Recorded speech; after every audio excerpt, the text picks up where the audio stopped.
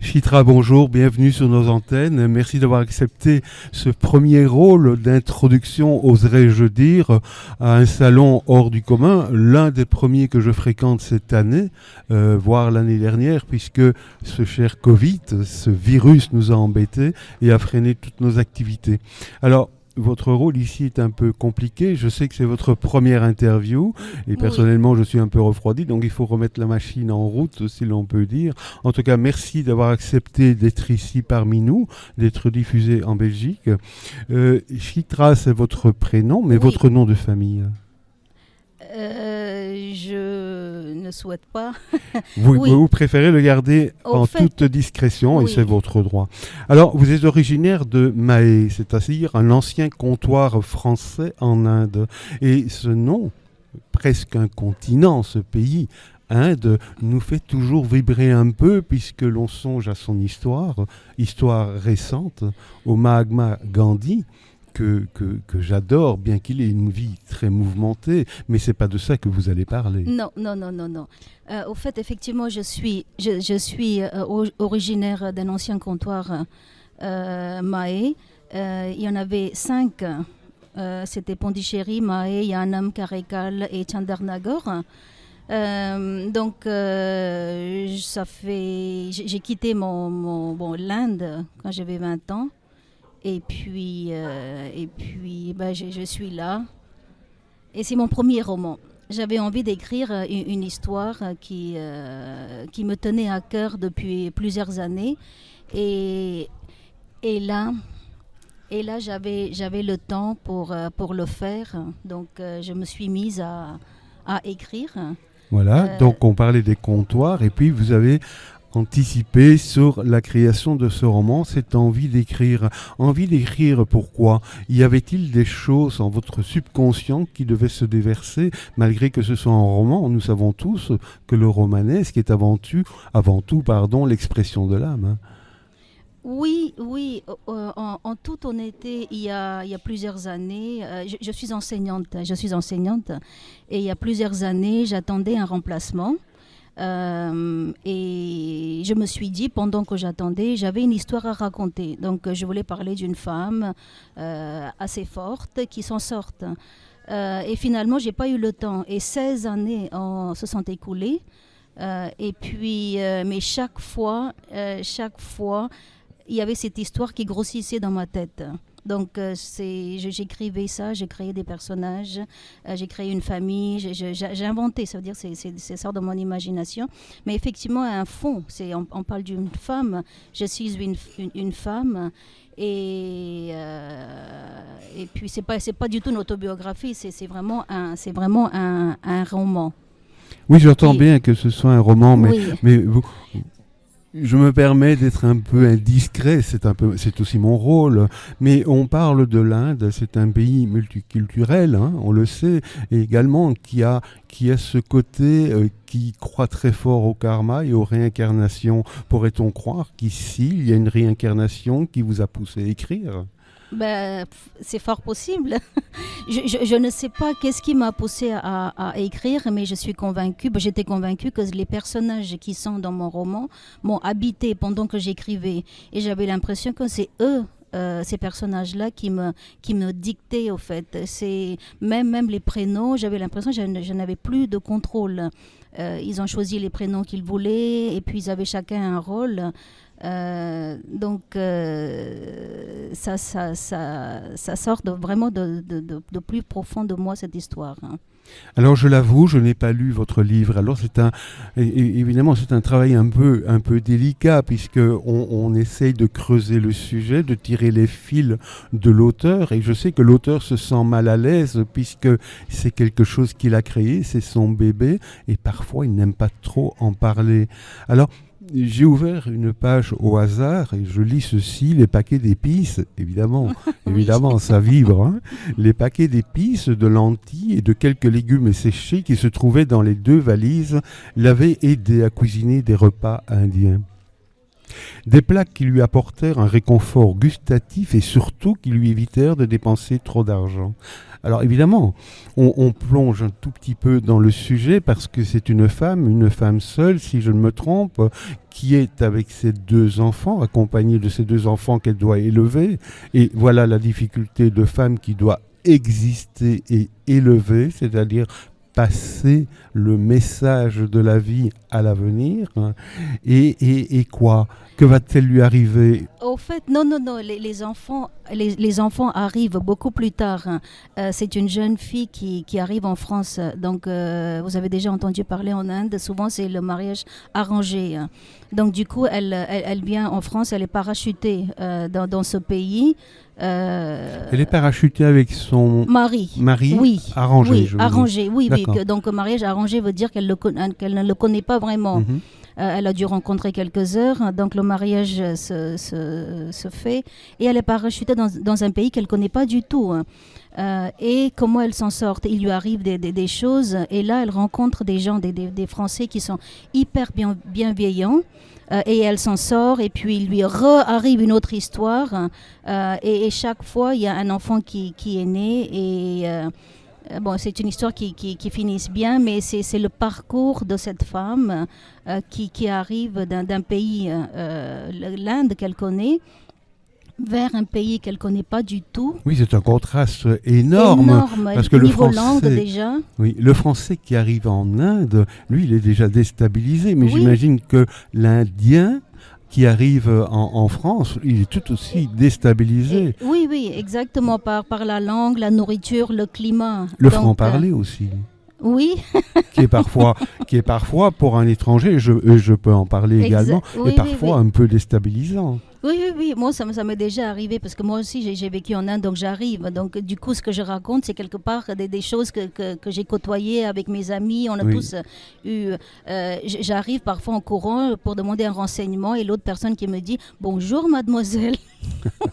Alors c'est marrant, bonjour mademoiselle, alors que la loi exige que l'on appelle tout le monde madame. C'est horrible. Moi, mais non, j'étais jeune, mais pour vous dire, vous voyez, c'est pour vous dire qu'on est dans notre bulle et puis on ne se rend pas compte qu'il y a des codes à suivre.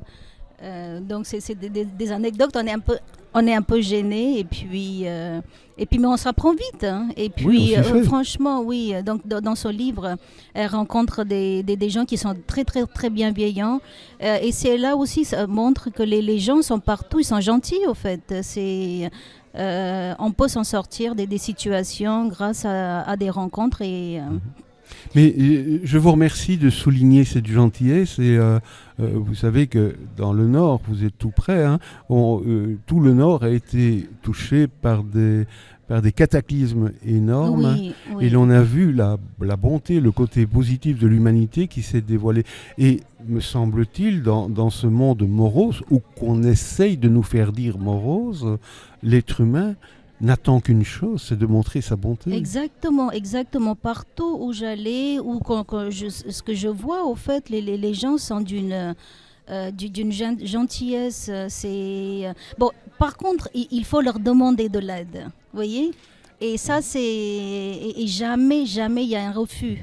Est-ce que ce n'est pas également comment dirais-je, une sorte d'éducation judéo-chrétienne qui pousse à la retenue? On n'a pas l'habitude de demander, mais on offre volontiers, ou peut-être aussi préserver le jardin secret de l'autre pour qu'il ne soit pas gêné. Je n'ai pas de réponse, mais je me suis rendu compte que chaque fois l'aide a été demandée, ça veut dire qu'il y a toujours eu ça, mais il faut aller vers les gens aussi. Vous savez, il ne faut pas attendre systématiquement que les gens viennent vous dire qu'est-ce qui ne va pas, ça ne va pas du tout se faire. Oui, ce qui est déroutant aussi dans les grandes villes, si vous dites bonjour à quelqu'un, il vous regarde bizarrement parce que il se dit mais qu'est-ce qu'il a ce bonhomme, hein, ou cette bonne femme. Oui. Alors, Chitra, hein, je le dis à la française, comment le dites-vous exactement? En indien, on dit Chitra.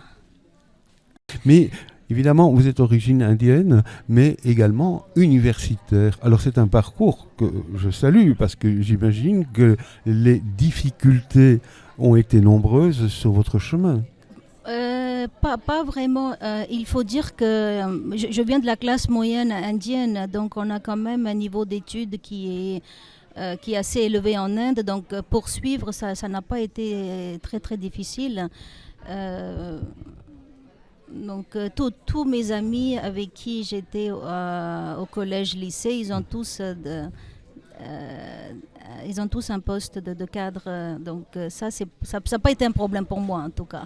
Et bravo, mais c'est vrai qu'à chaque fois que j'ai rencontré des Indiens au niveau technologique, c'était le haut niveau et c'était ils avaient une réflexion, un parcours différent, une réflexion qui nous déstabilisait dans le sens où ils mettaient le doigt là où personne n'avait songé le mettre. Peut-être. Oui, effectivement, c'est vrai, niveau informatique, technologie, c'est vrai, l'Inde a un niveau assez élevé. Mais moi, je suis pas du tout. Non, justement, Oui, vous êtes professeur d'anglais. Oui. Alors oui, on parle de colonie française, d'ancienne colonie française. Moi, je pensais que l'Inde était une colonie anglaise. Ah non, il y avait des Hollandais aussi. Il y avait des Français, des Hollandais.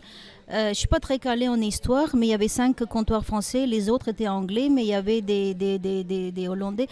Imagine un tout petit pays comme ça qui arrive à avoir des comptoirs. Et la France... Vous parlez de la Hollande? Oui, la Hollande. C'est un petit pays, mais qui a conquis le monde. Exactement. C'est formidable. On ne se rend pas compte, en fait. Non, mais c'est un pays de mer aussi. Exact. Oui. Ben, c'est comme les Anglais aussi. Hein. Ben, tout à fait. God save the Queen.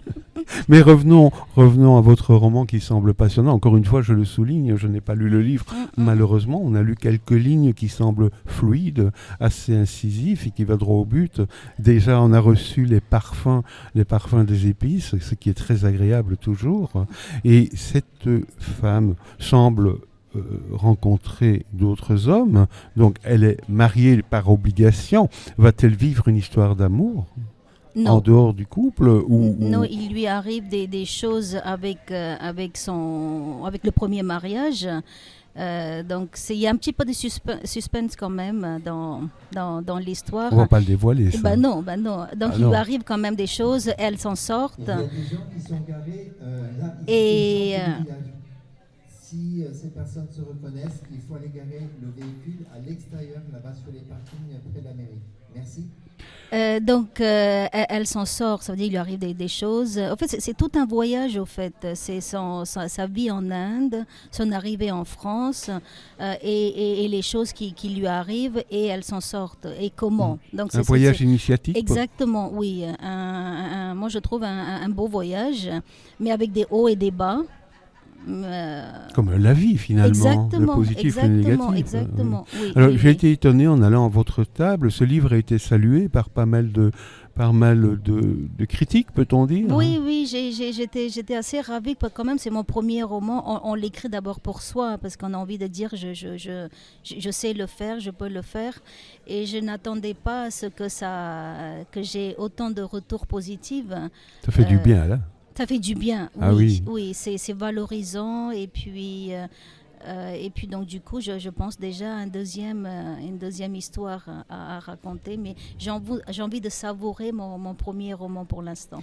Mais alors, professeur d'anglais, ça signifie que votre livre sera traduit? Oui, je suis en train de travailler sur une traduction. Oui.